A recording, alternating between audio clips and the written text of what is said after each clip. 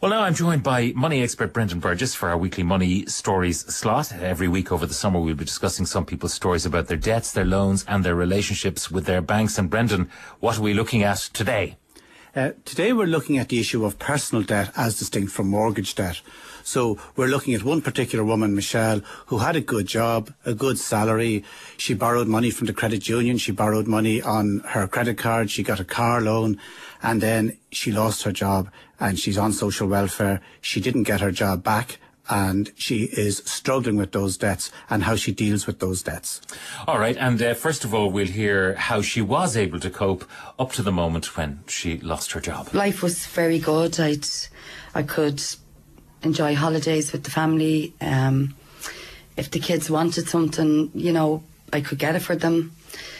I could get loans if we wanted, if I hadn't got the money, I'd get a loan, no problem. I had a credit card. I had a good life. I had a personal loan with AIB for about 8,500, credit union loan for 10, and that was with top-ups. And then I had an MBNA credit card for 3. Before we knew the job was finishing, I was after getting a top-up of a loan and I was going on holiday. And then I came back after the Christmas. I was told the job was gone. It was just shattering, because not only did I love the job, but it was like, it kind of throws you into a financial turmoil. But I was pretty confident I'd get another job. So at that stage, I wasn't really, worried about job security. I was like, I have skills, I'll get another job. Now tell me about her own circumstances. She has children? Yes, she's a lone parent. She has 3 dependent children. And she doesn't. The father of the children is unemployed, and he's not in a position to support them either. So she's totally dependent at this stage on social welfare. So now let's talk about what income she has. What's coming in?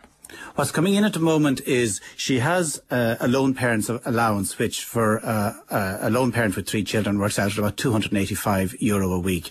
She also gets a half of job seekers benefit. You get that for the first year if you're getting some other welfare benefits. That's about another €95 or €100 a week. And then she has what all parents have, the child benefit, and that works out at around around €500 a month, or say 125 a week. So all in, at the moment, she's getting about €500 a week, but that will drop to 400 a week next month when the half the job seekers benefit runs out. Now, she mentioned there the kind of financial commitments she has. She's got a car loan.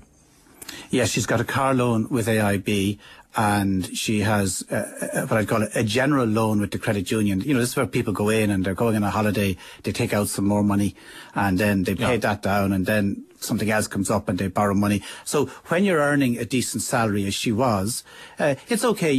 People tend to run up these loans and they assume they're going to be working forever. They assume they're going to always be able to pay it. So she had never missed her payments with any of her credit cards or her credit card or either of her other loans when she was working. And then she has a €3,000 bill with MBNA credit card. That's right, yeah. So she's a total indebtedness of 21.5 grand. That's right. That's outstanding. Yeah. How did the lenders treat her?